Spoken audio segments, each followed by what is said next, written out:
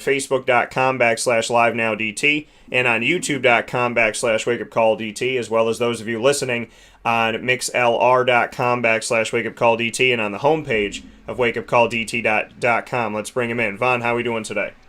Doing pretty good, Dan. Thanks for having me.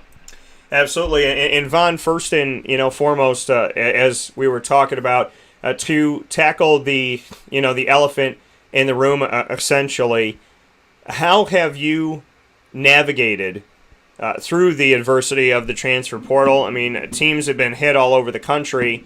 Syracuse hit in a very big way. How have you addressed it, and how have you worked to move forward on something that is a unique situation to college basketball, and how easy it is to transfer now?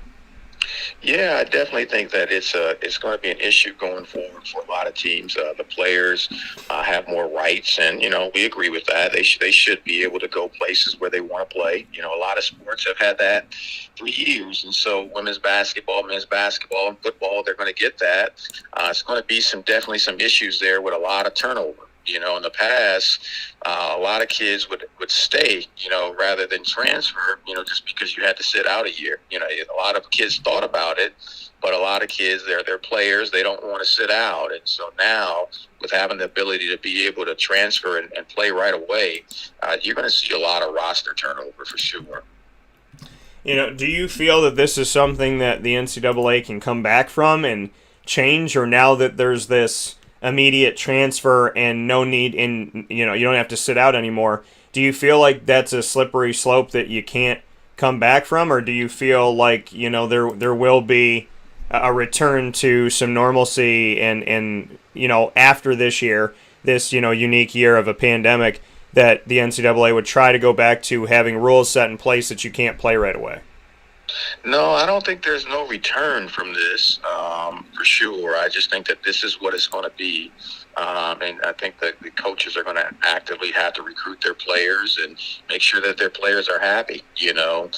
This year is a little bit different because you can have seniors that normally leave college basketball. Now they can go. And so that adds to the numbers, for sure. If you have 5 or 6 seniors that want to go play somewhere else on top of some transfers that you may have, your number's going to look big.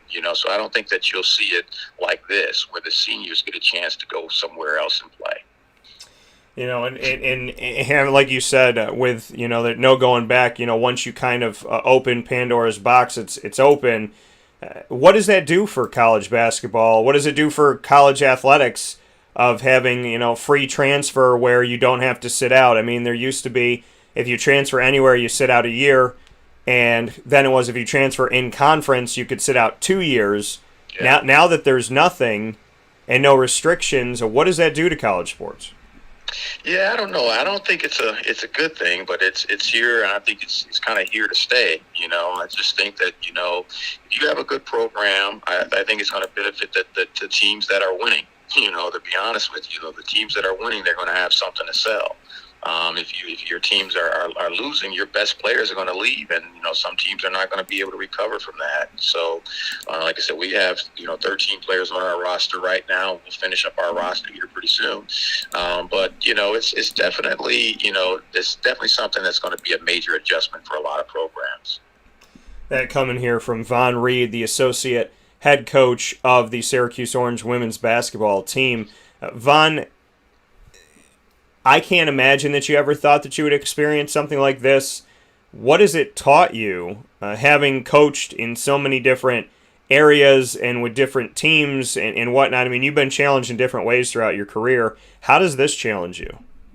Yeah, to me, it's really not really much of a challenge, to be honest with you. It's the reality, and and I live in reality. And once you're there, you just pick up the pieces and you move on. A lot of it was not unexpected, and so we were prepared. We had players sign. We had a direction that we wanted to go, and so we wish the players, the well that are leaving. A lot of them are seniors, and they're leaving, and all all of them went to go play at warmer places, and I think COVID had a big part to do with that. Tips and, the team that you have and what, I mean, what did you learn? Being able to really do anything with the players, there was a lot of players in the country that didn't have a great year from that standpoint. No matter where you were, if you're trapped up in your room, your dorm room, and can't go anywhere and can't do anything, I think that affects everybody. That affected my family. And so it's no fun for anybody. So I don't think a lot of players around the country really had a lot of fun this year because they just weren't allowed to be able to do things. Now they're going to go to different places. I think things will open up next year and it'll be a lot better for them. But I don't think it has anything to do with a lot of people's situation. I just think it has a lot to do with the players not being able to be college players. And in having that, knowing that this was taken away, speaking here with Vonn Reed, Syracuse Orange Women's Basketball Associate Head Coach, college students, high school students, elementary school students, pre-K, so many students just lost out on being in that atmosphere of just being a student, just being a typical, everyday, I go to school and I do this, I do that. I mean, that's gone. So how have you seen that? I mean, when dealing with that this year and not being able to control it, people come to you for advice, they come to you for help. What did you tell the women on the team this year when they struggled, when they suffered, when they just wanted to see their friends or they wanted to go home? I mean, there's another side to this thing that people don't really look to that goes far beyond the wins and losses and even playing games. That's, these women and men in society and these kids in society really had no life. If they wanted to play their sport, they had to commit to essentially being somewhat locked in all the time. Yeah, it's tough, and it's like you said, they're here first, and they're students first, and they're athletes, and the reason why they're here is because they play a sport, and so I think that they really had to rally around that they wanted to play. They had their season taken away from them last year in the tournament, as far as the tournament is concerned, and so I just think that they really had to rally around that they really wanted to play a season. And if they committed to being able to do those things, then you were able to do that. And if you didn't, then you weren't able to be able to play and do the thing that you love. And so I think that they had to. I think that they had to be really, really close as a team, or really, really close as a unit. And I think our team was for that standpoint. But they just really had to just kind of rally together to be able to finish the season, and they did that. And so I give them a lot of credit for being able to do that. They were able to do what they had to do to be able to get through the season, to be able to play, because that's what they love doing, and that's what we do. And you talk about picking up the pieces and just dealing with reality and saying, this is what it is, so this is what we have to do. Is that how the team was from the beginning? Like, tell us what we got to do and we'll do it? I mean, was there a moment of strife? Was there a moment of I don't know? Was there thoughts of, people not wanting to play? I mean, how did all of this get started at Syracuse? Was there always a sense that, everybody was kind of all in, or were there moments of, what, maybe this is going to be too difficult, maybe it's going to be too hard, maybe it's too scary? Yeah, I think that they were definitely all in.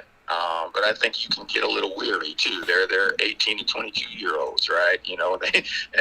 They're social and they want to be social, and so I definitely don't think that it was easy for them. I definitely think that there were challenges at times. But I think that they really put the thought of being able to finish their season and not let their teammates down. There's a lot of money being invested for them to be able to play, and the university did a great job of doing that. And so that the players had a commitment to be able to uphold to as well. And so I think that they did a pretty good job of doing that.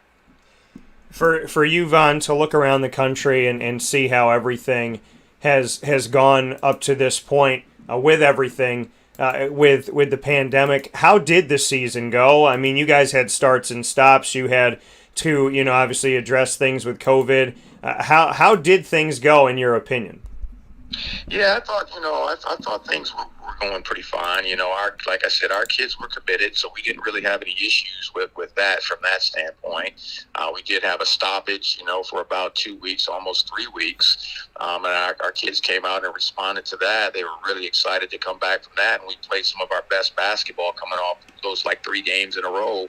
We played really, really well because they were excited to be able to play again, and they were excited to be able to try to finish the season. And so I thought the season went about as well as it could go from a basketball standpoint. Like I said, from the standpoint of the players being a little bit weary, trying to fight through, COVID and with everything that was going on, I definitely think that was a challenge, but we were able to do that. And, here with Vonn Reed, Syracuse Orange women's basketball associate head coach, speaking this morning on Wake Up Call with Dan Tortora inside of the Cafe Kubal studios with the starts and stops. How did you get through it? What did you have to do for it? How difficult was it? Because, your team, like many teams around the country, lost time, missed time, had to cancel games or postpone games. How was it from the inside out? Yeah, it was kind of tough. Not knowing whether you were going to play games. The one thing that was good for us, I guess, maybe good for other teams around the country, is that we were playing in conference play, and so at that point, it really didn't matter who you were going to play. You were familiar with them, and so you can go out and play without a scout if need be. And we were prepared to do that. Other teams are going to do the same thing, so it's even on both sides. It's not like the other team was going to be able to scout you and you weren't going to be able to scout them. It was just be prepared to play anybody at any time, and our kids were just ready to go play basketball, and that kind of goes back to how you grew up. You just go and play who you play, and everybody's equal as far as preparation time, and you do the very best that you can. And like you said, being in a situation where you were, already in conference play and whatnot, a little bit different for you, for the team to go through the starts and stops, and bring me into what could you do, what can't you do? Because I think people don't understand that. And it's not like, oh, okay, so we stop, but we're still doing this. How does it affect everything? The practice schedule, the workout, the training, the pods. Like, how distant do you have to be for the person that comes down with it, whether they have symptoms or not? How does that affect it? Like, what are the inner workings of what it was like? Because this is obviously a project in figuring things out for being prepared for the future. God forbid anything happens again. So. How do the mechanics of it all work when the team has a positive case? Yeah, well, it's a complete shutdown. It's from that standpoint. Protocol. When I say complete shutdown, we weren't practicing. Obviously, the girls weren't really working out. And they would maybe do some stuff in their rooms. They would separate the players who were contracted it or whatever the situation may be. And just try to keep people separate and keep people safe. It was pretty simple. But the players not being able to work out, the players not being able to practice, I think our most important thing was just the safety of the players. Making sure that they're staying safe, and then when they came back, making sure that we gave them enough time to be able to prepare, to be able to play games, so that they don't get injured. And so it was all based around just the safety of the players from that standpoint. And for you, Vonn, having a family, how did this whole, pandemic affect you? Did you ever get concerned about coaching and going out there and putting yourself out there in potential harm's way and then coming back home? How did you handle that? No, it's always a thought from that standpoint, but we did what we were supposed to do as far as keeping our distance, washing our hands, wearing masks and everything like that. My family was at home, and so that they weren't out being exposed, so that was good. So I had to make sure that I did my part. But no, I was never really concerned from that standpoint. Once everybody committed to doing it, then we have a job to do. I love to do what I do, and so we just went out there and did it, and we didn't really have any issues. Are you over at this point? Are you do you feel like you're over wearing the mask? I've talked to a lot of people that miss smiles. They miss seeing people's expressions and whatnot. Where do you stand on the fact that we've all in a way looked like Shredder for the past year? Yeah, it's not good. I'm so used to it though, just throwing on the mask and everything like that. I'm vaccinated, and I feel good about that. But if me wearing a mask can help somebody else, keep that safety in mind, then and I'll continue to do it. Coming from Vonn Reed, Syracuse Orange women's basketball associate head coach. Vonn, when I spoke with Coach Q, he said that at that point it was 11, and I know there was another player after that had moved on. But when I was speaking with Q, he said, listen, I anticipated 6 because they were upperclassmen, so I expected them to move on. So just to speak to that a little bit, how, the media throws out this giant number, but in reality, Q said, he goes, I recruited 6 to take place of those 6, like I was prepared for, the upperclassmen. So just kind of clarifying that a little bit more to go off of what Q said. Right. Well, like you said, we were prepared to lose those kids at the beginning of the season, so that was never even a thought. So during the middle of the season, the NCAA gives them their year back. And so we were committed to being able to play the younger players coming in next year, and that was our plan. And all of a sudden, the NCAA gives them their year back, and that's great. I'm happy for those kids that they have another year to be able to play basketball. This is college. I wish they would give me another year to be able to go back to college. So I get it and I understand it. But we were prepared. We were prepared to be able to lose. Most of the players that we lost. And in that preparation and being ready for that, so you guys put together a top 11 class in the nation, and rank-wise, of all of the teams all over the country, a top 11 class. How do you feel about that class, and what can you tell me about that class? How much can you say about those players that will be a part of the future? Yeah, we're really excited about this class. One of the things that made our team really, really successful is the style of play that we play. And, I think that we have some really good athleticism coming in this year in this class. And that's what we're focused on, to be able to get the players that can definitely elevate what we do. And so we're excited about them. They're young, they're athletic, they can run, they're great athletes. And so we're excited to be able to try to get those players in the mix.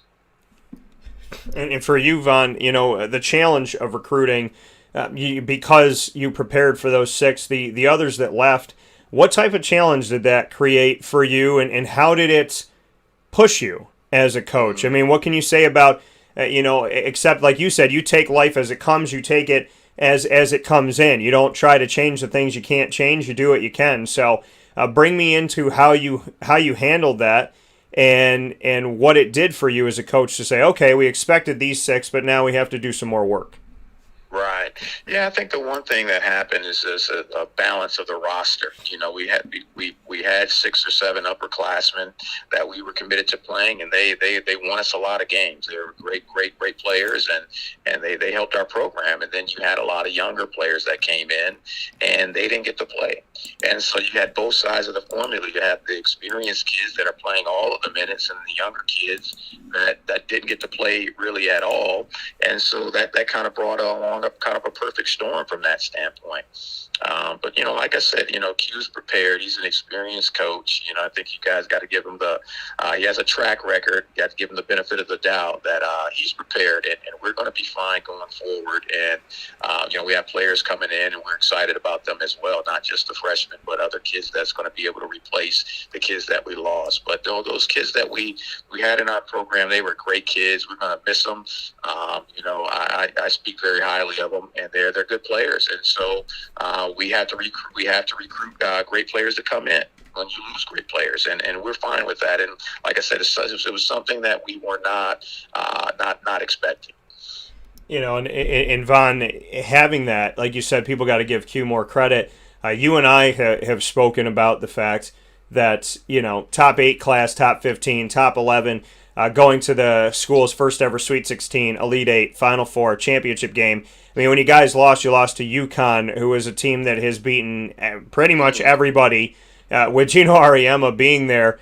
So, for me, when I look at Coach Q and I look at what he's done, he has created something with Syracuse Orange women's basketball, with you, with Odney when he was there, with Tammy, and so on and so forth, he's done so much for this program that I think goes unappreciated or underrepresented.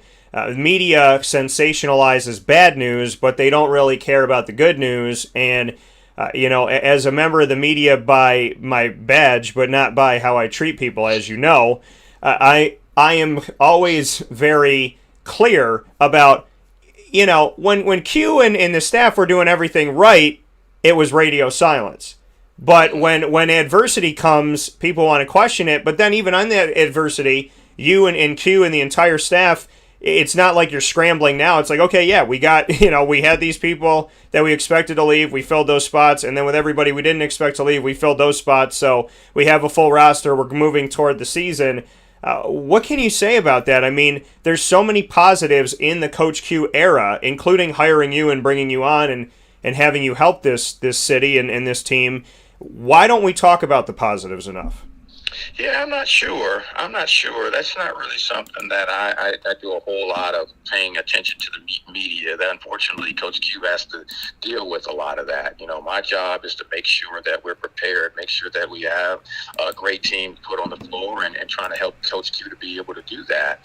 But he's all-time winningest coach. He's been here 15 years. He's elevated a program, which is very hard to do in a Power 5 conference, especially coming into a conference in the Big East where you have Vivian Stringer, Gino, and Muffet. You have Hall of Famers, and Q's who's competing against those coaches from day one. That's not easy to do. A lot of coaches fail at that. He did not, and so I just think that he has a track record. He's experienced turnover before. He's great with relationships. He's great with people, and so he'll get this thing figured out from that standpoint. So we're really not concerned. The media, as far as maybe negativity, we don't really look at that. We're just focused on what we're doing inside here, making sure that we're taking care of the players that we have here, making sure that we're building our roster. And it's exciting, from that standpoint. It's a challenge, and we don't back down from challenges, so we're ready to go, and we're gonna put a good team out there next year. And speak on that. Speak on how did Q address everything when you have to go out here and recruit more and bring in more players, and the transfer portal affects Syracuse. How did he address it with you and the rest of the staff, and how do you feel that leadership has been? Well, I think the leadership has been good, and Q's not he's not panicking, like he said, he's just taking it in. You have to take it in a little bit, and then you have to figure out what your next move is. But it's really simple. Players leave, and then you replace them. And so when players were leaving, we were replacing kids, and so that's the name of the business. That's what we do. We recruit, it's just, now it's going to give you experience going forward that you're probably going to have to turn over a lot of your roster during years, because players are going to seek other alternatives without having to sit out, and they should. And so you got to be prepared for that. And so we're in the transfer portal, and we're trying to sign great players. Being in that transfer portal, you've seen, the adversity that comes from it, but then you can also see the positivity that comes from it, because when a player decides to leave, you can jump in there like everybody else and bring somebody in. What are the positives of the transfer portal? How do you see this being helpful, knowing that people could be shifting and it could be musical chairs every year? What is a positive benefit of the transfer portal? Well, I think it's just, it depends on where your program is at. If you have a winning program, hopefully you're able to recruit, maybe better players. Some schools are going to be able to do that. Some schools are going to lose certain players, and they're going to bring in better players. Other schools, they're going to lose their best players. And so it's really how well that you're going to be able to recruit out of the transfer portal. And Coach Q's always had a great reputation for being a great recruiter. He connects with people, he connects with kids, and so we'll be able to do that. As far as a positive, I think it's the positive for the players. I think it's more of a negative for the coaches, but it is what it is, and we're not going to sit around and harp on what the situation is. This is what we have to do. This is our job, and so we're prepared to do it. It's the new day for sure. How important, and I feel like we've addressed this, already a bit, but to go a little bit deeper into it, how vital is it to have those strong bonds and relationships that go beyond playing time, that go beyond, you know, points per game? And I mean, you know, obviously everybody wants to play and they want to get out there and they want to be the person to take the shot and whatnot. But how vital is it to really build genuine relationships? And do you think that will help fight the transfer portal, so to speak? Yeah, I do think that having good relationships with the players is going to be something. Like I said, you know, this year is kind of tough to be able to do that because, you know, none of the players were able to come over to Coach Q's house. You know, we weren't able to go out to dinner and go able to do anything with the players this year. And so as far as relationships is concerned, the players were on their own. You know, as soon as the practices were over, they had to clear the facility, you know, and so there was no hanging out in our offices or anything like that. And so I think a lot of players around the country pretty much felt the same thing. You know, I just maybe in some other areas, maybe they had better weather or, you know, had more sun, you know, and so if you look at where a lot of our players landed, a lot of them went south for sure. You know, and you talked about relationships, Vonn. You know, when these players decide to go, how is that exit interview and that conversation? And do you feel that, you know, putting your best foot forward, that you did the best that you could do with them to try and help them and train them, and not just in basketball but in the game of life? Like, how do those exit interviews go, and do you feel like, you know, you really displayed everything you could for these young women? Because I know that's obviously important to you to lead them. Yeah, I think Coach Q explained that, you know, as far as the exit interview process. You know, a lot of the players, it's a real short process. You know, they come in and they tell you that they're leaving. You know, some of them, you know, they tell you that they're leaving, and that's fine. We don't try to convince players to try to stay somewhere where they don't want to be. You know, from that standpoint, and so I think it's a really, really short process. As far as relationships, I mean, you know, Coach Q has a good relationship with all the players. You know, it's just they're looking for something else. You know, whatever that situation may be, it's individual situations, and so you wish them well. I mean, I had great relationships with those players. Coach Q did too. They're just looking for something different, and you know, maybe that's a good thing for them. And so we wish them the best. We'll see it. We'll get a chance to see a lot of those players, you know, be able to play on different teams, and wish them the best. It's a part of the business. And you look at the future and the players that you're bringing in, the excitement of it. What should we know about, you know, rising through adversity and having a new look here with a bunch of new faces coming in? What should we know about the team that is being crafted and put together by Coach Q and your staff?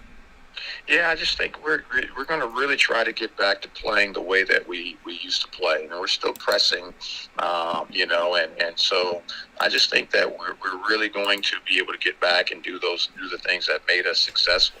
And so I think it's going to be great. As far as the adversity is concerned, I welcome the adversity. Again, you got to go through things in life. Everything can't be easy, you know. And so when I talk to my son, when things happen, you know, some of the things happen, I'm like, good. I'm glad it happened, because you have to be able to fight through things. And so we had adversity through being able to try to fight through COVID. You know, we didn't like it, we didn't enjoy it, but it teaches you something about yourself. And so, you know, and from that standpoint, you know, you come out on the other side and you go, you know, I can kind of fight through a lot of different things. You know, like I said, we've talked in the past about me being in the military, and, you know, I've been in the military where we're outside in 30 below weather and all of these different things that's going on up at Fort Drum. And I'm saying to myself, hey, if I can fight through this thing, I can fight through anything. So you're training for war. You're having a war mindset. And so from that standpoint, this is small in the battle of life. As long as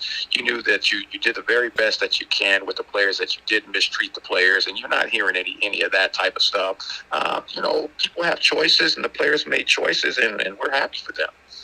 You know, and that's a misconception, too, of, you know, they must have been really unhappy, or maybe you weren't treating them right and whatever. So, I mean, what can you say about the atmosphere? You couldn't have barbecues, you couldn't do, you know, normal things you want to do and have team, you know, centric events and whatnot. But how do you feel like the relationships were, and did you feel like, you know, this staff really had positives, because I want to clear some misconceptions out there, because unfortunately they don't let, unfortunately sometimes they don't let the people speak that were in the situation more than the people that want to analyze it from the outside. So, I see Q and I see your staff as a place where, there's a lot of warmth and there's a lot of love, because it starts at the top. And Q, on and off the court, for me, has always been someone who has been very loving, faithful, kind, positive. I love my relationship with you. The other coaches that I've gotten to meet over the years as well. So let's clarify that, because so many people speak for people. I want you to speak for yourself. Did you do everything you could, and did you feel like it was a good atmosphere, and that there was love and respect and appreciation with the entire team, whether they moved on or not? Yes, I felt that way. Obviously, no coach is perfect. We're not perfect people. And so you always look back at things and you do some self-evaluation. And I'm sure, at some point, we'll do that. But we did the very best that we could for those kids, and we'll sit back and try to evaluate some things. And everybody, as coaches, everyone tries to get better. And so that's what we'll try to do. And for you, Vonn, before I let you go, as you work to get better and whatnot, I talked to Q about the fact that you're still there. And I said kind of in the beginning, I'm like, Vonn's got so much in the resume. He's got a lot to offer. I was like, what do you do to keep Vonn happy every single year? So what can you say about, being the associate head coach and working with Q, and why you've stayed and why you've been here? Because you are so talented and you're qualified and you have a lot to offer, really any program. Why be the right-hand man for Q at Syracuse? What is it about that bond? What is it about that relationship? Why do you guys believe in each other? Yeah, Q is like a brother to me, and I feel that I can always help him, and sometimes, if it's not your time to leave, then you just try to do the very best that you can of being a servant.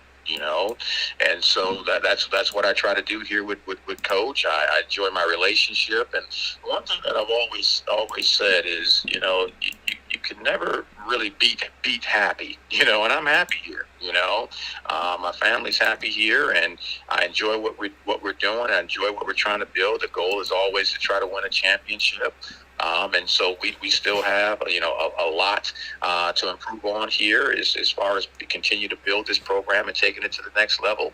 And so I'm excited to be here. This is going to be a new challenge here. And so it gets the juices flowing again from that standpoint. And, I'm happy here. And so as long as I'm happy and they're happy with me, then this is where I'll be. Beat UConn is something. I mean, it happens in the tournament this year. It happened when you made it to the national championship game. So few teams do it. How do you address that in women's basketball? Like when you're recruiting and say like, hey, we've done all these things. We've brought in these fantastic classes. Our classes have been ranked. Our team has consistently improved. Over 15 years, this is what Coach Q has done. This is what we've worked to do.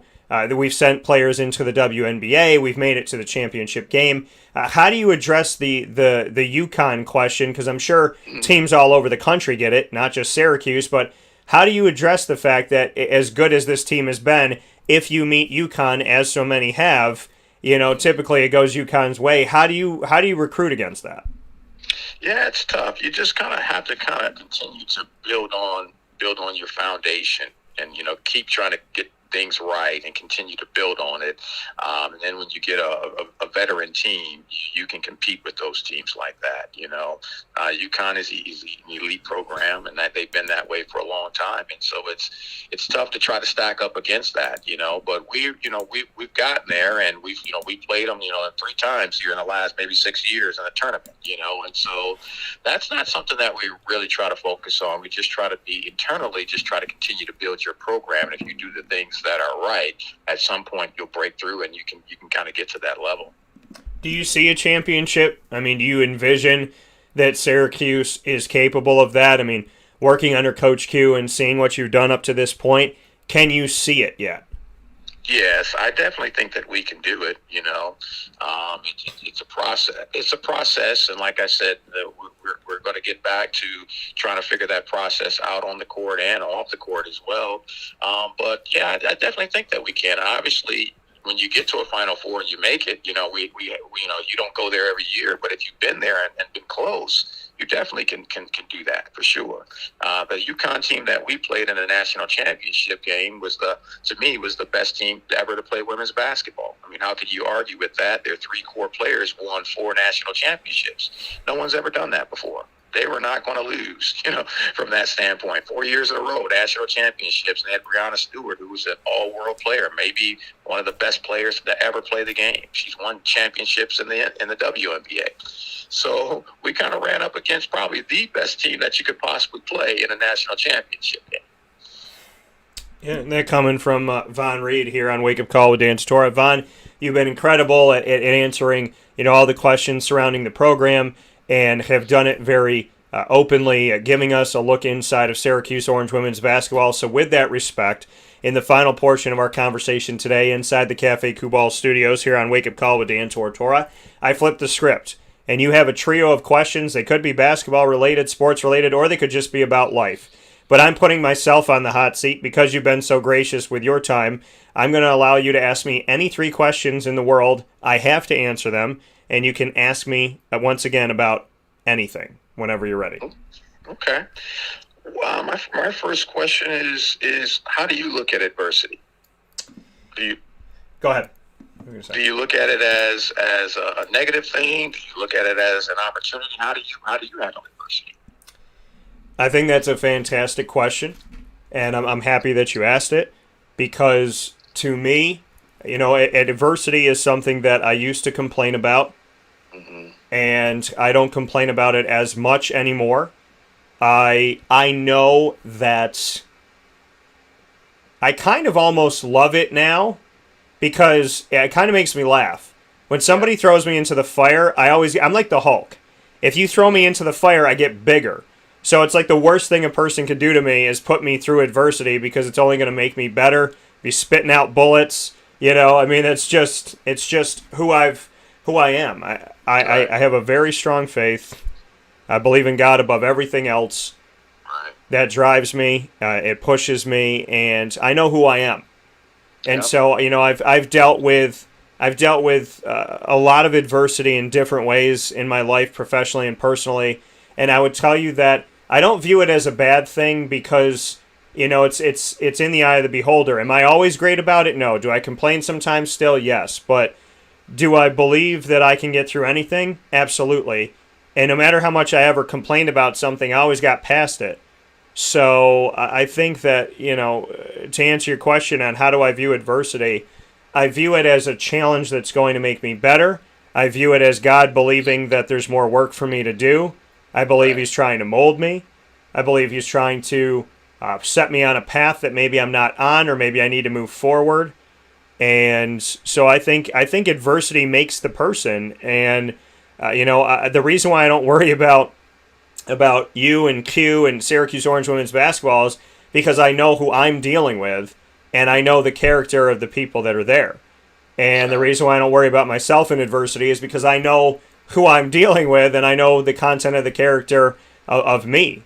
So I kind of laugh it off when I see, my brothers and sisters going through adversity and people questioning them, because I know they could do it. I don't worry about you. I don't worry about Q. I don't worry about, a lot of fantastic people in my life. And I most certainly don't worry about me, because I know that adversity has made me the man I am today. Well said. Well said. How did COVID affect you? How did the process of going through COVID-19 and everything? How did that affect you? I can tell you that COVID, how it affected me was it made me. I was going through a lot of stuff personally, right when COVID was coming in. Not a lot of stuff. I was going through like a tough situation. And the personal situation didn't go in my favor. It didn't work out. I don't want to say it didn't go in my favor, but what I wanted didn't happen. And so there was adversity personally, and then COVID on top of that, and I felt out of control.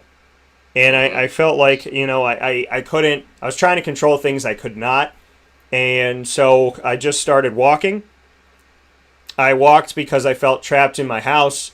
So I walked outside and I talked to God and I prayed and I talked to my friends and I listened to music and I yelled and I screamed and I cried and I laughed and I went through all of the emotions. And so, I mean, COVID, what it did for me was it allowed me time to really just take something I hadn't done all my life, which was healthy mind, healthy body, healthy body, healthy mind.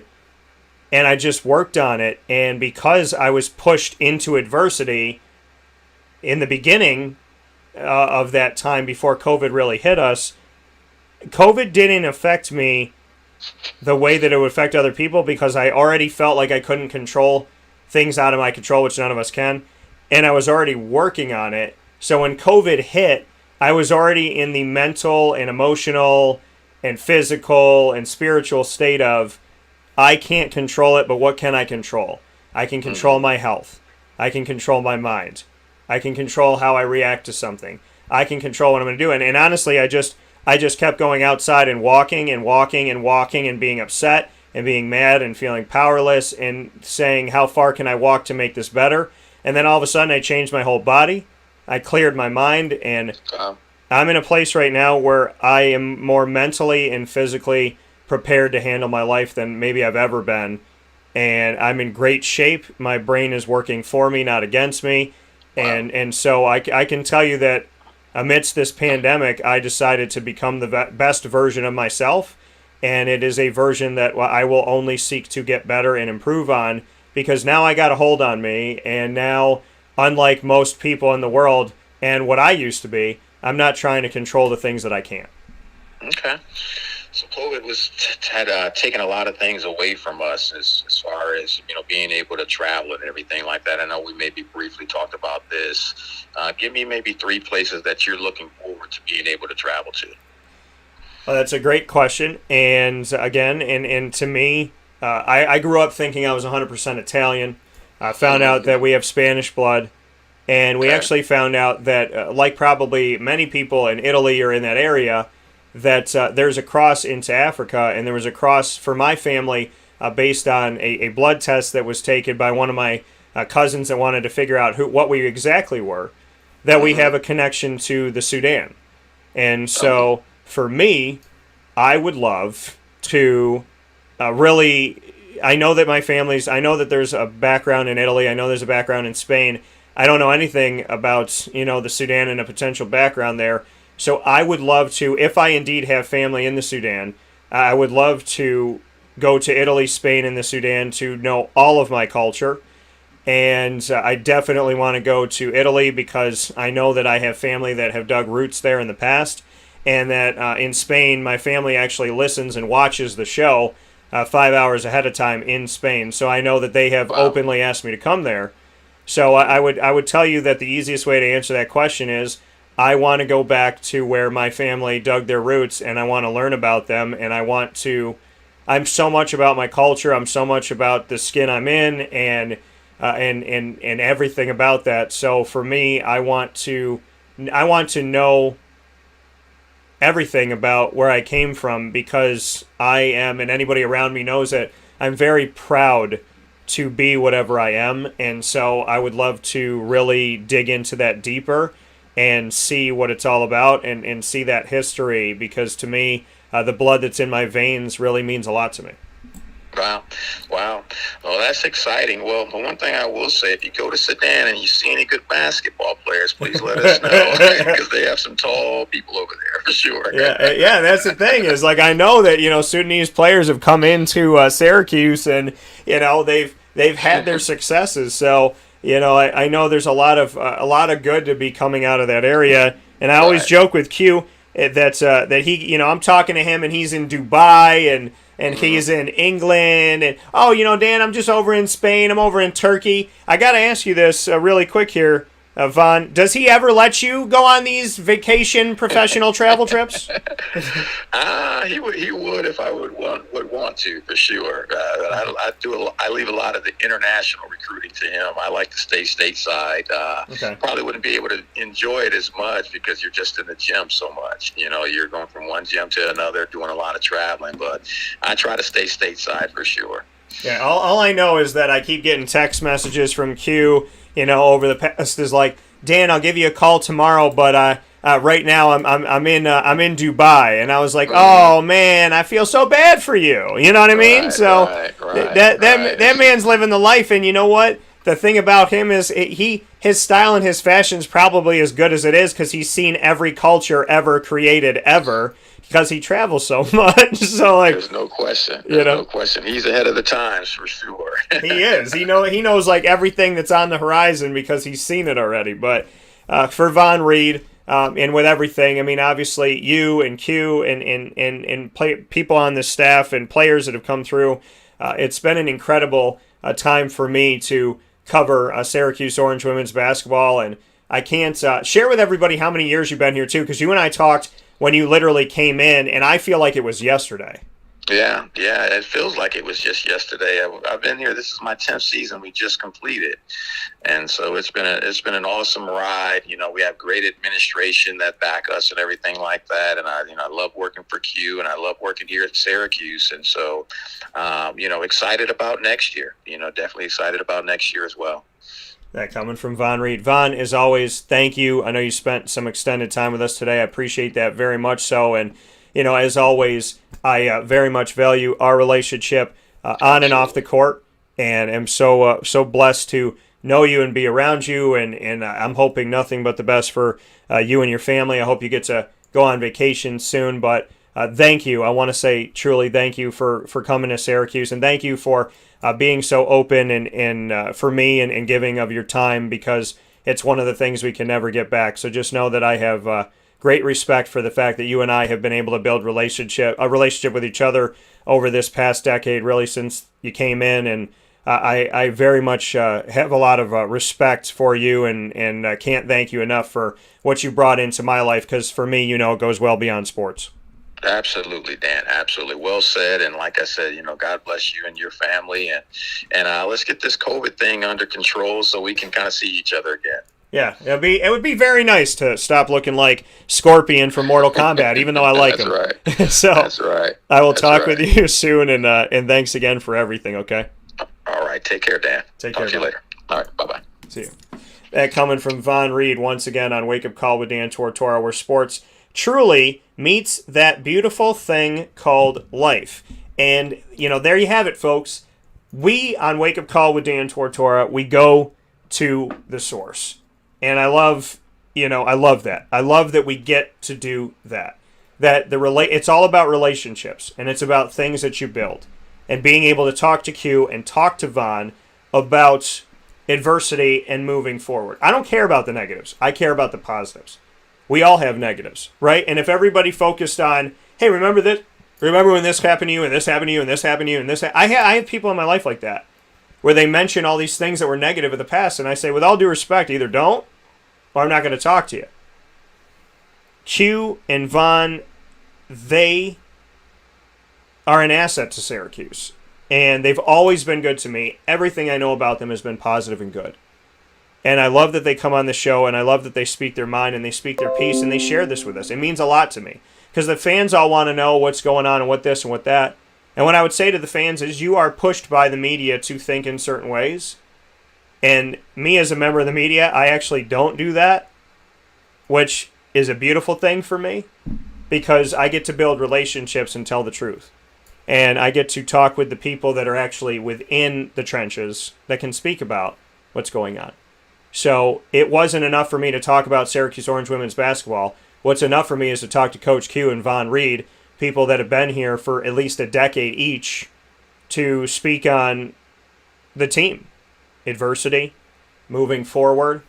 And it means the world to me that they've given me the time that they've given me. So hopefully this has enlightened you as a listener, as a viewer, as a fan, as someone that lives in the community, as someone who loves the basketball program. Hopefully it's helped you, because this is not somebody writing an article about something that they think they know. This is about the people within the circle talking about the circle and talking about moving forward. So thank you is what I have to say to Q and Vonn, because without them, we don't have the teams that are top 15 in recruiting, top 11, top 8, including this coming year of top 11. Without Vonn and Q, we don't have Syracuse being connected internationally and have countries all over the world know who Syracuse is. Without them, we don't have Sweet 16, Elite 8, Final Four, championship game. Without them, we don't have so much good that has come from this. This program has not gotten the respect it deserves. This program has not been spoken about enough. And whenever a positive hits, it feels like it comes and goes so easily in the media. So that's why I wanted Vonn to come on the show today. To not talk about negative, but to talk about adversity and how we address moving forward. Because we all go through adversity. We all go through things we can't control. We all go through things we don't like. We all go through things that are hard. And it's who comes out of it that matters. It's not about the fire. It's about how you come out of it. We're all going to have fires. But it's how you move forward. It's how you move forward from COVID. It's how you move forward from things like the transfer portal. It's how you move forward from divorces and breakups, the loss of a job, the loss of money, restructuring, moving. There's so many things in life that we cannot control, and there's so many things in life that we cannot change. It's how we go through them, and it's how we come out the other side that truly shows who we are. This nation has been through a lot. This world has been through a lot. And like Vonn said, being in the military, yeah, this is a challenge, but it's not being on a battlefield. I'll figure it out. So pick up from wherever you are, and with what you can control, move forward. I am excited and look forward to the successes of Syracuse Orange women's basketball and to the people that are within the program. The coaches, the support staff, the trainers, the players, and everybody involved. And the families connected to all these people. At the end of the day, it's working with good people who care and who mean something. And Vonn and Q have been consummate professionals with me, and they've been very, very open with their time and with what they have to say. So whatever you think about Syracuse, whatever you think moving forward, please understand that the people within the program, in my book, have been strong, have been good, and they deal and have dealt with things so much bigger than having to move some pieces around. They will figure it out, and I hope that this is Coach Q and Vonn Reed's best year. I hope that this chess match turns out to be the best thing that ever happened to them. Because great people with great vision who are truly good, God always seems to shine a little bit brighter on them, right? The people that do things the right way. And things always seem to work out for the best. So I'm excited, I'm hopeful, and I'm looking forward to everything that they will build as we step forward in our lives. We'll take a step aside, speaking of stepping, for a fast break. When we come back, we'll continue the conversation of taking a look around the sports world right after this. Carvel DeWitt, it's what happy tastes like. Do you know why? Because we make ice cream. Creamy, rich, flavorful ice cream. Not yogurt or iced milk like some of our competitors. Ice cream. Fresh, by hand, daily. For the calorie conscious, we have something new for you. Our new Carvelite. Same great flavor, creaminess, and texture of our regular ice cream with only 35 calories an ounce. So whether you want an ice cream cake, flying saucer, dasher, carvalanche, hard or soft ice cream, we will satisfy your craving with our fresh, handmade regular or new Carvelite ice cream. Carvel DeWitt. It's what happy tastes like.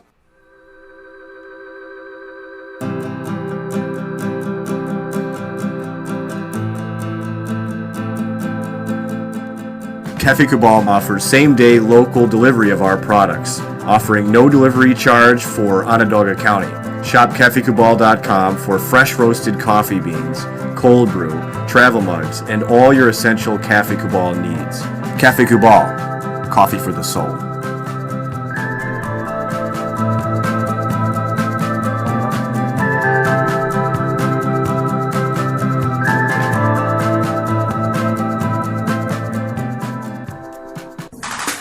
The Wildcat Sports Pub in Camillus, New York is located on 3680 Milton Avenue in the Home Depot Plaza. It is your family-friendly sports bar and restaurant. Folks, some sports bars aren't family-friendly. Some family-friendly restaurants are not sports bars. The Wildcat Sports Pub in Camillus, New York is proud to be both. It is that marriage that you've been looking for years. The Wildcat Sports Pub is your home base for your sports bar and restaurant needs, games for the kids, indoor and outdoor activities, and enough things on the menu to come back every single week and get to try something new.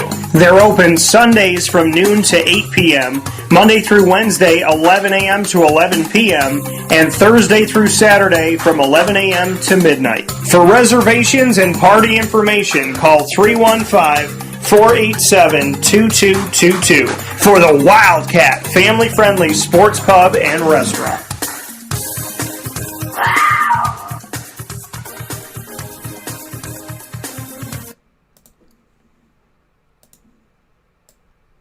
Welcome back here to Wake Up Call with Dan Tortora on wakeupcalldt.com, your one-stop sports shop, and on mixlr.com/wakeupcalldt, as well as on Facebook Live on facebook.com/livenowdt, and on youtube.com/wakeupcalldt. So however you're tuning into the show, thank you so much for hanging out with us, where sports truly meets that thing called life. I'm very happy to have you all here, and always very much appreciative of all of our listeners, viewers, readers, supporters, people that come out to our events in any way, shape, or form. I thank you so much for all that you have done to be a part of what I'm doing here at Wake Up Call with Dan Tortora, to truly be a wake-up call in a positive way for everybody and make a difference in communities everywhere in a very positive and uplifting way. So thank you for all that you do to be a part of it. I want to go around the sports world here. There's some things that we'd love to talk about here. Now, Alex Rodriguez, or as I have called him since 2008 on my show, Steroid Rodriguez. So I had to. I mean, it's his nickname. I know he's not anymore. I'm not trying to bring up nasty. I'm just saying my nickname for him back then, copyright TM, and I love it, Steroid Rodriguez. So with that being said, A-Rod's 30-day exclusive negotiating window to purchase the Minnesota Timberwolves has ended without a formal deal. They're still negotiating to try and see if this could work out. Now, Glenn Taylor had announced on April 10th that he intended to sell the team to Lohr and Rodriguez, and that was Mark Lohr, a tech entrepreneur, and former baseball star Alex Rodriguez. So the intent was to do it. The purchase price for the Minnesota Timberwolves was around $1.5 billion, including debt, allegedly, and Lohr and Rodriguez would become limited partners in buying pieces of the team in phases over the next 2 years, taking full control for 2023-2024. Now, the Minnesota Lynx would also be included in the transaction, which are the WNBA teams. So Alex Rodriguez and Mark Lohr would essentially get two teams for this, the Minnesota Lynx of the WNBA and the Minnesota Timberwolves of the NBA. Now, this is where we're at right now. It's not a done deal, but seeing A-Rod and former players dive into it. We've seen Michael Jordan do it, but seeing A-Rod, a baseball player, dive into the basketball world, kind of entertaining here and different. And so it'll be interesting to see what happens here and if it happens here. Now we're looking at the facts. The Minnesota Timberwolves allegedly had almost moved to New Orleans. And when Taylor bought the team in 1994, he said part of the sale agreement would be that the Wolves stay in Minneapolis. He has a lease with the Target Center through 2035, but the buyout is just $50 million. So Minnesota, the Timberwolves are still in Minnesota for now, and that deal with the Target Center runs through 2035, so the next 14 years, which unless they're bought out at $50 million. So that's where we sit at. That's where we are. Alex Rodriguez, still not a done deal with him and Mark Lohr buying the Minnesota Timberwolves, but allegedly not out of the forest completely lately. Could happen, or yet. So it's something that could go down, I'm guessing, which is an interesting thing to see here. And I'm excited. I'm excited about the opportunity of seeing what can happen. I want to say, not just with A-Rod and in general, but I'm just interested in seeing former players, find this and dive into this world of becoming, owners and really seeing what they could do with teams, seeing them on the other side of it.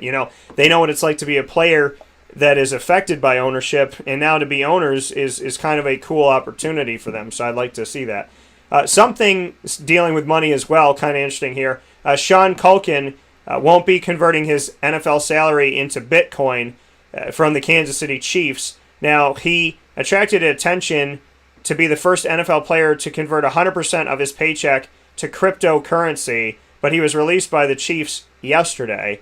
He was trying to earn a job with the Chiefs as a backup tight end behind Travis Kelce, and the Chiefs instead signed Blake Bell in free agency and then drafted Noah Gray out of Duke in the fifth round. Now, if Culkin had done it, he would have received a salary of $920,000 from the Chiefs in U.S. dollars, and then he planned to convert it to Bitcoin.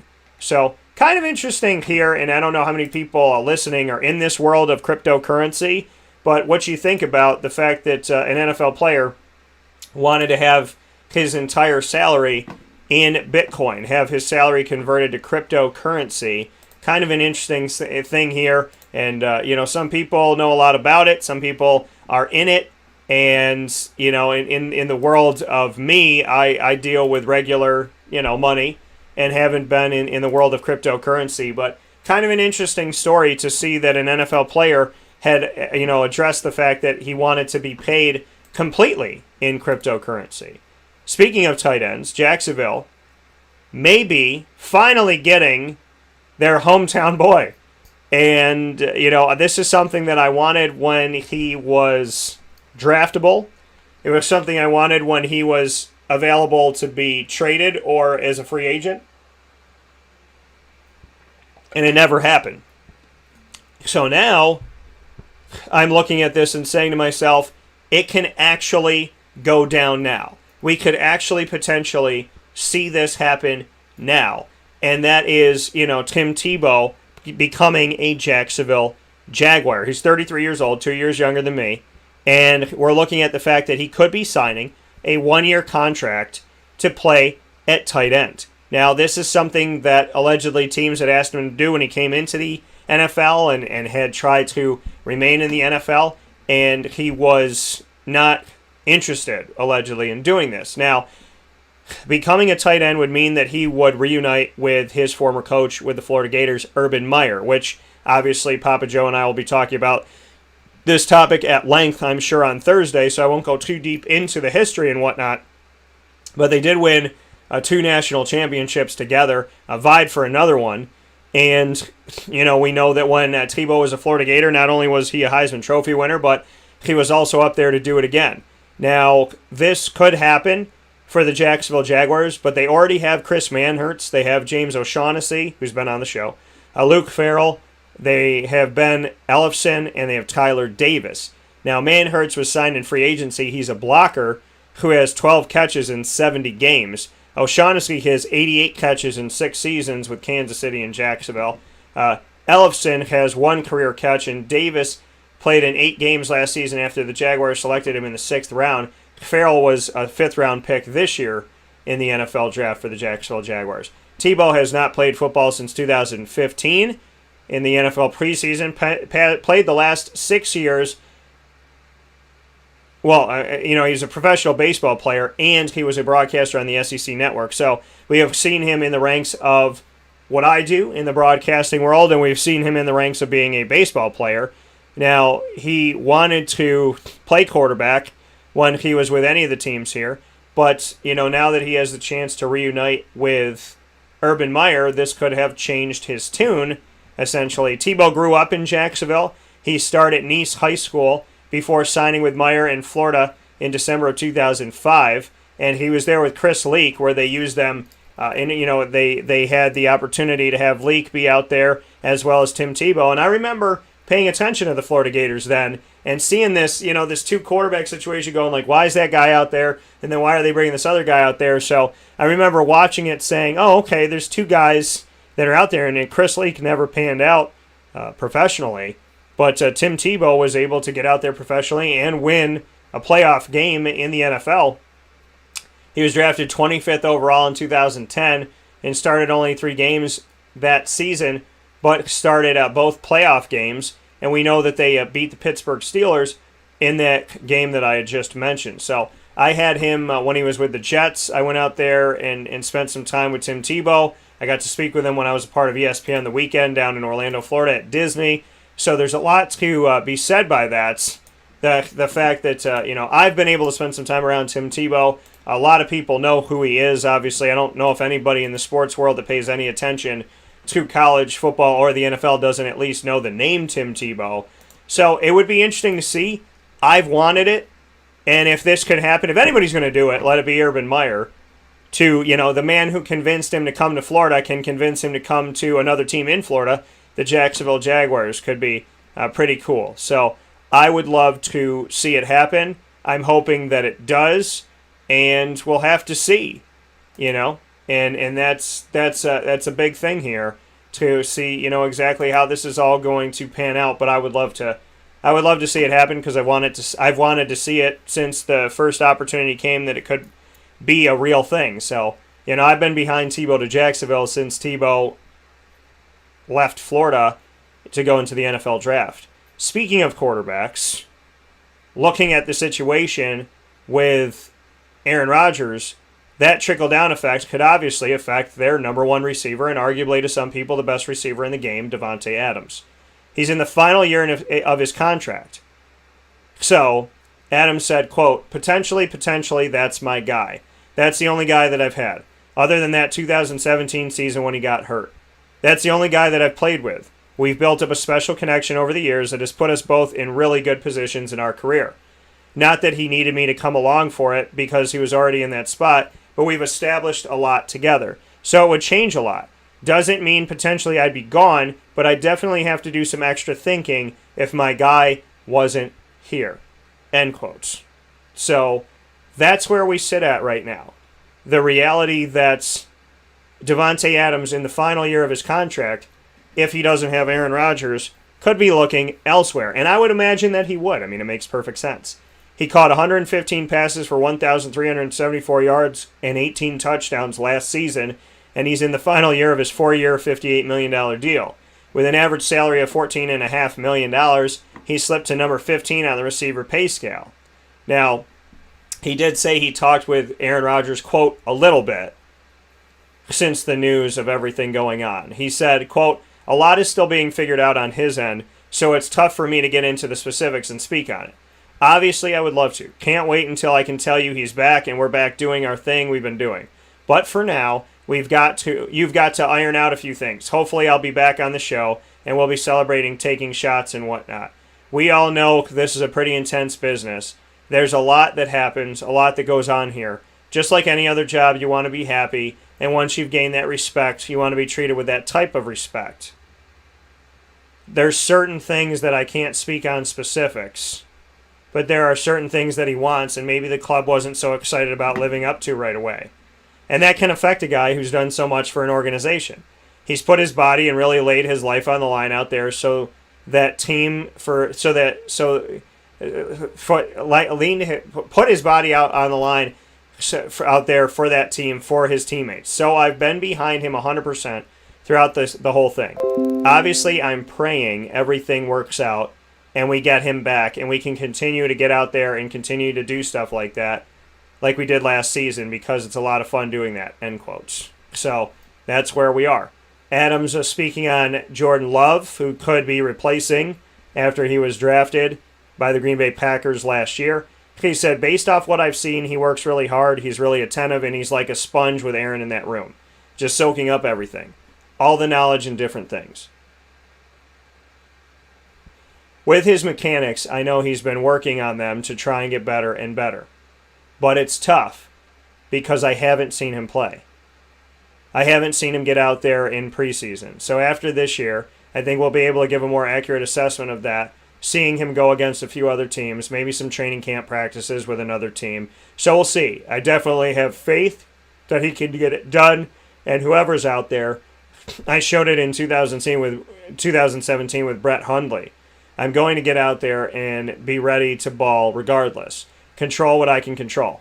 Again, what we talked about on the show today. Control what I can control. And Love, he's been looking good from what I've seen, but that real live action is what will really let us know. End quote. So, a lot of great stuff coming from Davante Adams. Speaking on the fact that obviously he wants his quarterback back. He wants to see, Aaron Rodgers there with him. But speaking on the fact that this situation is fluid and we don't know exactly what's going to happen and some things need to be ironed out and figured out currently.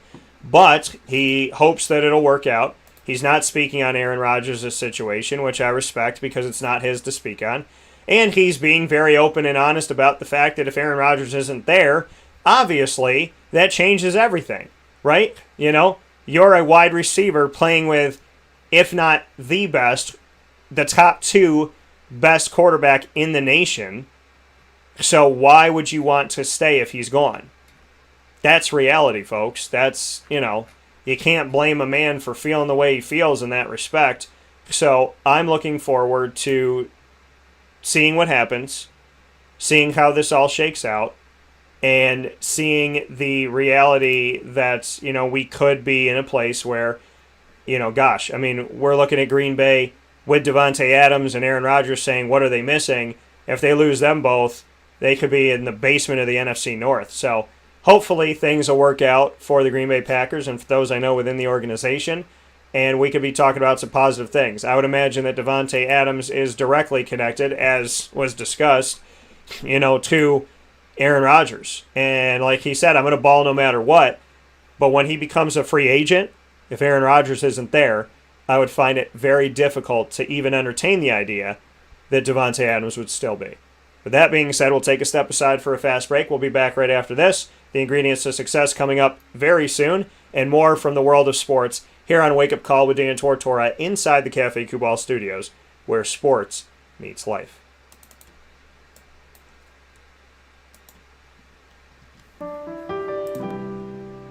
Avicolli's Restaurant, located right at the corner of Route 57 and Wetzel Road, is proud to be your local neighbor, growing with you for over 20 years. We're open 7 days a week for lunch, dinner, and drinks. For takeout, delivery, or catering, call us at 315-622-5100. When you order online and use our promo code AVS10, you will save 10% on your online purchase at myavicollis.com. And make sure to join us monthly for our live on-site broadcasts centered around Liverpool athletics.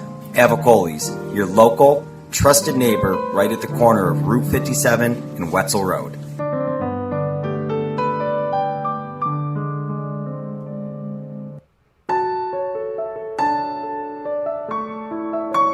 Having peace of mind when you're out of town that your furry-loving friend is safe and sound means taking them to Canine Campground, because we all know that when it comes to the love of our pets, it goes well beyond the call of duty to make sure they're safe and sound. Right, Lily? So take a ride to 242 Johnson Street in East Syracuse, New York, and see Canine Campground and where your dog will be staying, in the classic cabin, the executive cabin, the grand cabin, or of course the luxury cabin, because if you know Lily, you know she loves luxury. Now you don't have to wait to the last minute to find a family member or a friend that'll take your dog for a few days.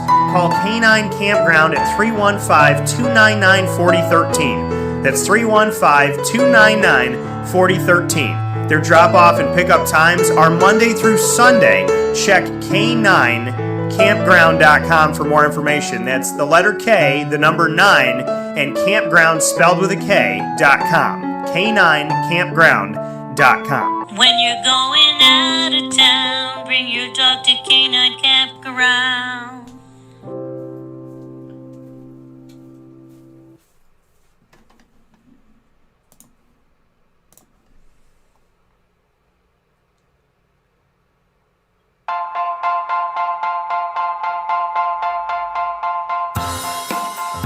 Cafe Cabal Mobile Cafe brings the cafe experience to you.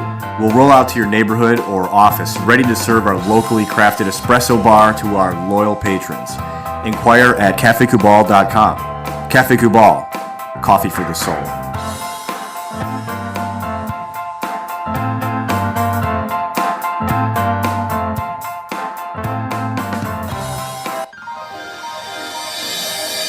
Ma and Pa's Kettle Corn and Popcorn Factory, located on 201 7th North Street in Liverpool, is home to over 40 flavors with more than 200 flavors in their total wheelhouse. Sky's the limit for this sweet and savory Central New York company. Keep it local at your parties, fundraisers, wedding showers, baby showers, and more by calling 315-450-MA-PA. That's 315-450-6272 for popcorn bars with custom flavors and colors at your upcoming event. Make sure to visit them on 201 7th North Street in Liverpool, New York. And for more information, go to maandpazsnacks.com. Ma and Pa's Kettle Corn and Popcorn Factory. How corny are you?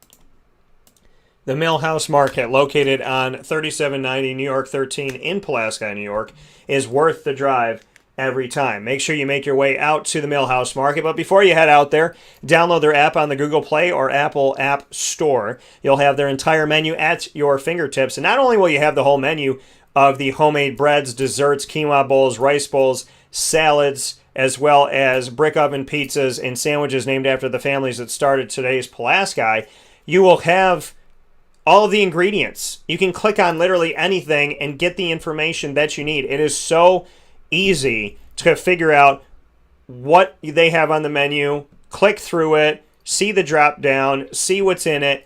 The only problem you're going to have with the Millhouse Market menu is trying to decide between all the things that sound great. Your biggest problem is going to be narrowing down from 3 to 1 or 5 sandwiches to 1 or whatever it may be. That's mine. It's never finding something, it's finding too many things. So at the Millhouse Market, this is what you do. You get something for you and a couple friends, and then you all split it. Hey, can I try that sandwich? It looks pretty good. So find the friends that are willing to share at the Millhouse Market, 3790 New York 13 in Pulaski, New York. Absolutely, positively worth the drive every time. With that being said, here on Wake Up Call with Dan Tortora, I'm elated to be here with you, and I thank you so much for being here with us on a Wake Up Call with Dan Tortora inside of the Cafe Kubal studios, where sports meets that thing called life. The Cafe Kubal studios coming to you, and Cafe Kubal finding their way to you in so many different places on 3501 James Street, 324 West Water Street, 208 North Townsend Street, and 401 South Salina Street in Syracuse, as well as inside of Galasanos Children's Hospital. And I want to thank everybody there, and God bless to each and every single one of you for the tireless work that you do to protect our children and to help our children, and to, God willing, find a cure for all the kids out there that need it. Thank you to Galasanos Children's Hospital. So I'm happy to have Cafe Kubal back there, as they had to close during COVID inside of the hospital, and now they've officially reopened as of a couple weeks ago. And, of course, a big-time thank you to 343 Fayette Street, Manlius, that location where Rob Drummond and I just called home last Thursday. So big ups and a big thanks to them for that. So with all of that being stated, much love and much appreciation to Cafe Kubal. Make sure you support local today. A cup of coffee goes a long, long way, folks. And from their breakfast sandwiches and their lunches to everything that they offer to you, Cafe Kubal is the place to go. And it supports CNY, so make sure you head there. And you can go to cafekubal.com for more information.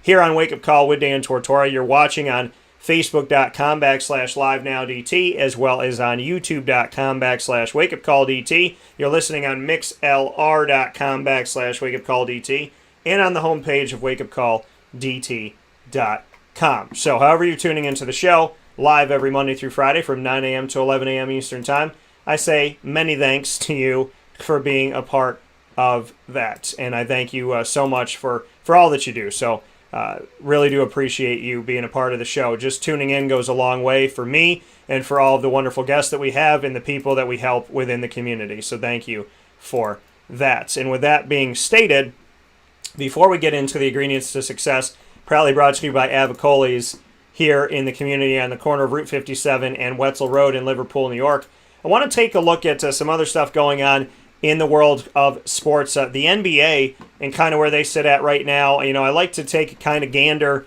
at how things are. We're in a situation where, and I've talked about it being the part of the annoying moment of the week this past Friday show, of the reality of this, 10 teams, that instead of like the top 8, they take the top 10 now, and 7 versus 8 play each other, and the winner of the 7-8 goes to the playoffs against the 7 seed, and then the loser of that 7-8 matchup plays the 9-10 winner, and then whoever makes it there. So the 10 can actually go over the 7 if that worked out that way, which I don't necessarily agree with, but that's where we are.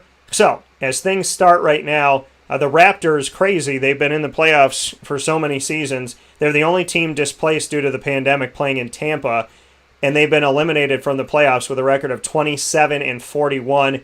68 games have been played, and they've lost 41 of those games. The Philadelphia 76ers are in first place, followed by the Brooklyn Nets, the Milwaukee Bucks, the New York Knicks, the Atlanta Hawks, the Miami Heat, the Boston Celtics, and the Charlotte Hornets, which would be the top 8. But because we have this play-in thing now, the Indiana Pacers are there with a record of 32-36, and the Washington Wizards with a record of 32-37. Of the top 10 teams in the Eastern Conference, 7 of them have a winning record. 8, 9, and 10 all have a losing record, which I don't agree that should advance. In the Western Conference, we have the Utah Jazz in first place with a record of 50-19. They have the best record in the entire nation. Behind them are the Phoenix Suns, who played fantastically inside of the bubble last year in that kind of condensed regular season schedule trying to make the playoffs. Well, they didn't make it, even though they did a fantastic job inside of the bubble. So what did they do in response to that? They made sure they kicked butt the season later to not have to need any help, as they are the 2 seed in the Western Conference with a record of 48-20 currently. The LA Clippers are third, then the Denver Nuggets, the Dallas Mavericks, the Portland Trailblazers, the Los Angeles Lakers, and the Golden State Warriors have found a way to get out of the basement of the Western Conference and get all the way to 8 with a record of 36-33. The Memphis Grizzlies are the 9th seed, and the San Antonio Spurs are the 10th. Only one team has a losing record of the top 10 in the West, which has proven to be better historically over these past few years than the East, as far as records go. And the Memphis Grizzlies are 35-33. As the top 9 seeds, they are the number 9. The only seed that does not have a winning record are the Spurs at 33-35. The New Orleans Pelicans and Sacramento Kings are still in the hunt. The Minnesota Timberwolves, the Oklahoma City Thunder, and the Houston Rockets are out. The Houston Rockets, my, how the mighty have fallen. They are 16-53, and they are the worst team in the West, and they're the worst team in the country of 30 NBA franchises. The Oklahoma City Thunder, another team that typically makes the playoffs, are 21-48, and the Minnesota Timberwolves, who almost never do it, are 21-47. On the other side, with the Raptors being eliminated, the Magic, who have also been a playoff team in recent history, they're out with a record of 21-47 currently. The Cleveland Cavaliers, as I said, when LeBron is there, he makes them better. When he leaves, they just become a crater. They're 21-48, and they are out. And the Detroit Pistons are 20-49. They are the worst team in the Eastern Conference. So that's how things look as we move forward here in the NBA. I don't agree with the 10-team situation. I definitely don't agree with it in the East, as none of those teams, the 9 and 10 seeds have losing records, and the 8 seed has a losing record. So in the Western Conference, the top 8 all have winning records, and that's, to me, what should be. You should not be making the playoffs with a losing record.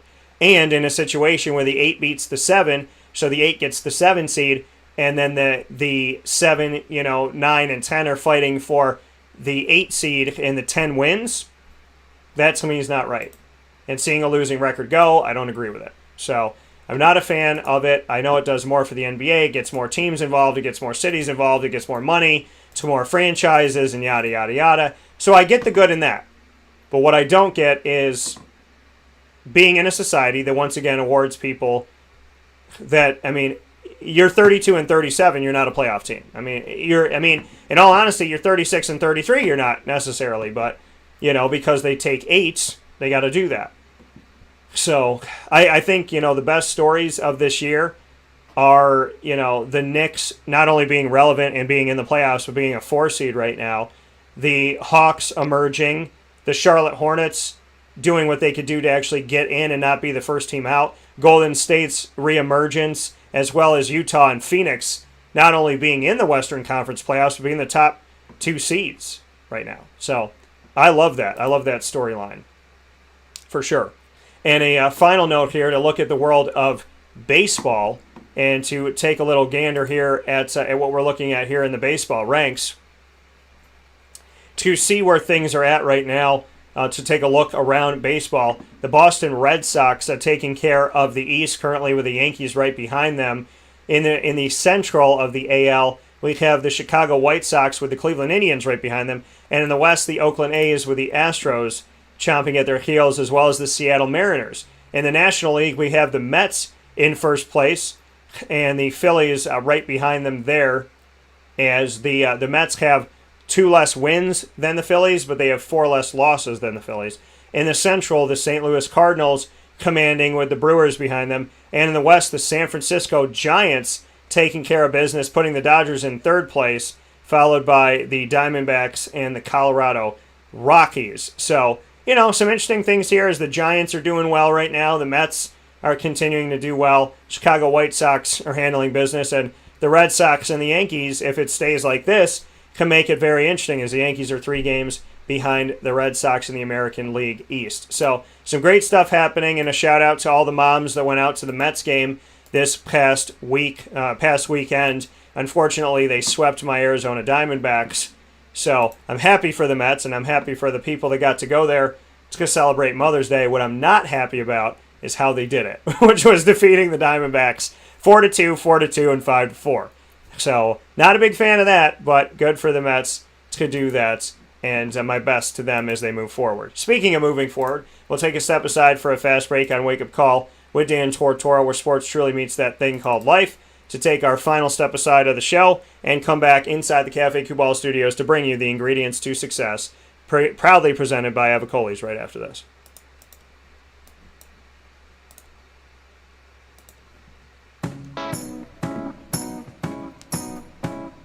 In these unique times, there are those in our community that give us a sense of normalcy and positivity. Pizza Man on 50 Oswego Street in Baldwinsville has been here for you for over 35 years and is here now.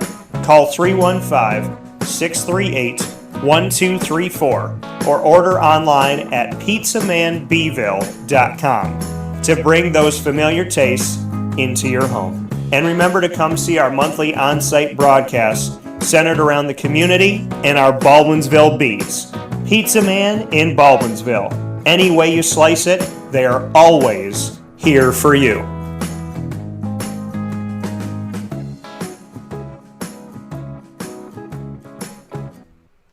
I'm George Townsend of Honda City with some good advice when buying a new car. The true cost of owning a new car is determined by the appraised value when you trade it. No vehicle appraises higher than a Honda. Next, look for low APRs and deep discounts. You also want low maintenance costs and great fuel economy. That's why my advice to you is to buy a new Honda. Looking pre-owned, visit our Honda Certified Used Car Center. Honda City, 7140 Henry Clay Boulevard, Liverpool, or HondaCity-CNY.com. It would be a pity if you don't shop at Honda City.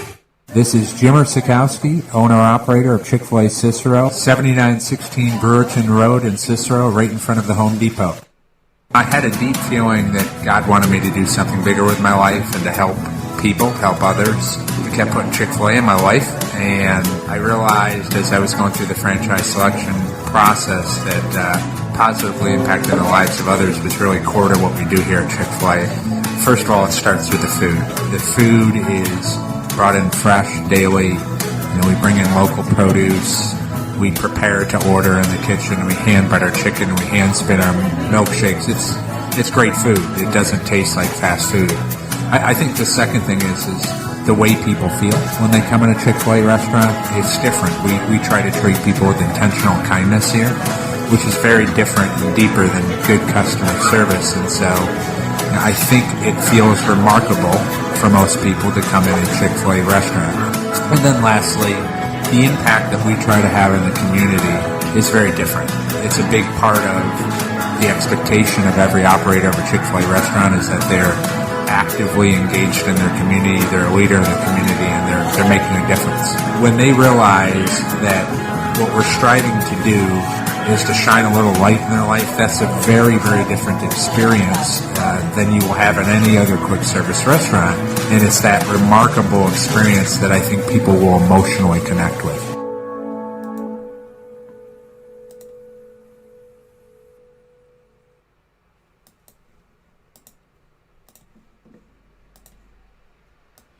Welcome back here to Wake Up Call with Dan Tortora on wakeupcalldt.com, your one-stop sports shop, and on mixlr.com/wakeupcalldt. So, happy to be here with you and appreciate you being here inside the Cafe Kubal studios where sports truly meets that thing called life. The ingredients to success are up next inside of MonPazPopcorn.com's What's Poppin', and the ingredients to success are proudly presented by Avicolli's on the corner of Route 57 and Wetzel Road in Liverpool, New York. So very happy to be here with you and very happy to have this opportunity with you to celebrate the ingredients to success and celebrate a great local company here in Central and Upstate New York in Avicolli's. So with that being stated, our ingredients to success, proudly presented by Avicolli's, the topic for today is accepting the things you cannot control. Because we talked about it with Vonn, and we've addressed it, and it's been stated with, other things talked about on today's show. Accepting the things we cannot control. We can do so much, we can go so far, but we can't control everything, right? You can put all your paperwork together and you can send it in, but then you have to wait, right? You can apply for a passport, but you have to wait. You can apply for a job, but you have to wait. You can apply for a house, but you have to wait. That is the reality of life, is we cannot control everything. We can do our best to move things forward as best we can. But we cannot control things outside of ourselves. That's just reality.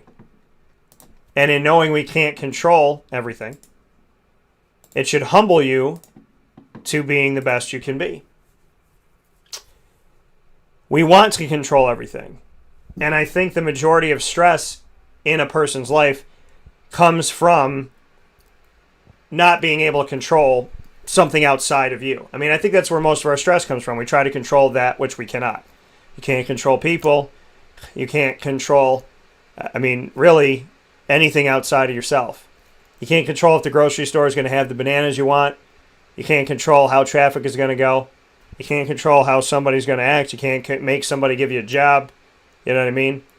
And, I guess you could push for it, but it doesn't mean it's going to work out. Whenever you try to force a square peg into a round hole, it eventually just doesn't work. So, accepting the things we cannot control. What are the ingredients for that? Well, first and foremost, it's knowing that the only thing you can control is yourself. It's that knowledge and wisdom. The second ingredient to helping you accept the things you cannot control is kind of living through it, witnessing it. If you think you can control other people and situations of this and whatever, go through it. And you'll realize very quickly that you cannot. On top of that, another ingredient for accepting the things you cannot control is working on yourself and being true to yourself. Through prayer and petition and thanksgiving, believing that you can do the best that you can and that's good enough, and that after that, you kind of just leave it up to the world, right? You do everything you can, and then you do what you can, and then you trust God with the rest. In my opinion, that's at least what I do. So, accepting the things we cannot control, it's hard. You have to witness it. You have to go through it. You have to know you can only control yourself. And ingredients: stay peaceful, stay prayerful, have faith, believe, put your best foot forward. And really, as hard as it is, don't fret about it. I think a lot of our stress as human beings come from trying to control everything that's outside of us. We try to control what we can't control, and that causes a tremendous amount of undue stress. How many times have you applied for a job and you're like, why haven't they gotten back to me already?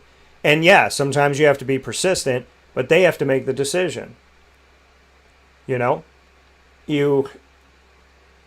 tried to go to a Disney park and I had to make a reservation.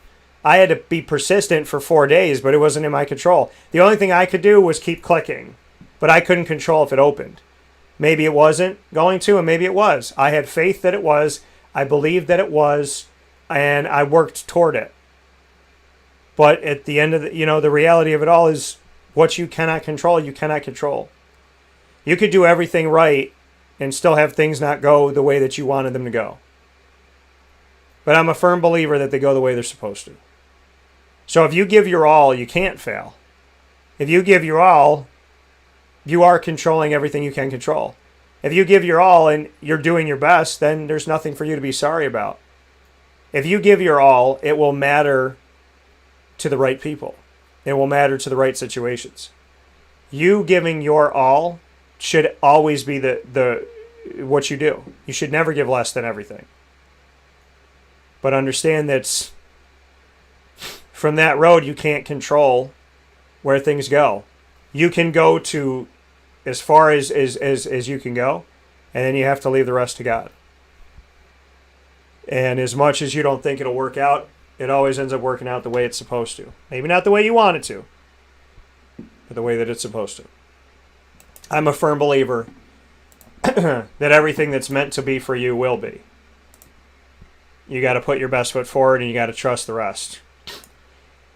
God bless, no stress, do your best, right? That's what I always say on the show. So that coming from Avicolli's in the ingredients to success. And speaking of ingredients to success, Avicolli's is now open for lunch all week long outside of Monday. They are closed on Mondays, but they are now open for lunch today on Tuesday and all throughout the week. During COVID, they had to open just for dinner. They're now open for lunch and dinner every single day, Tuesday through Sunday. So make sure that you start going to Avicolli's and getting your slices for lunch because they are open for lunch. I want to thank you all for tuning in to the broadcast. You can find Wake Up Call with Dan Tortora by going to facebook.com/livenowdt, youtube.com/wakeupcalldt, as well as on mixlr.com/wakeupcalldt and on wakeupcalldt.com to listen and watch every Monday through Friday from 9 a.m. to 11 a.m. Eastern Time. And you can search our archives, which are constantly being added to on Stitcher, Spotify, TuneIn, iHeartRadio, iTunes, YouTube, Apple Podcasts, MixLR, Podbean, and more. Search Wake Up Call with Dan Tortora on any one of these outlets to pick up our archive of shows and interviews and conversations that you never want to miss. There truly is not a day at all, ever in the history of 17 plus years that I broadcasted, that I would suggest you missed the show. So in case you do, you now have it on those venues. Thanks to our Central and Upstate New York partners at Cafe Cubal, Carvel DeWitt, the Wildcat Sports Pub, Chick-fil-A Cicero, Canine Camp Dog Daycare, Avicolli's, Honda City of Liverpool, Pizza Man, Canine Campground Dog Boarding, the Millhouse Market, and Mon Pa's Kettle Corn and Popcorn Factory for their support of us, and your support of them is more apparent than ever going through everything we've gone through this past year. Go to monpaspopcorn.com anywhere in the country and use my promo code for in-store pickup or delivery to any one of the 50 states. If you go to maandpaspopcorn.com and use my promo code DT20, you will get 20% off. So go and use my promo code DT20, that's DT20, for 20% off today at maandpaspopcorn.com. With that being stated, find us on Facebook at WakeUpCallDT, Twitter at CallDT, and Instagram at WakeUpCall_DT.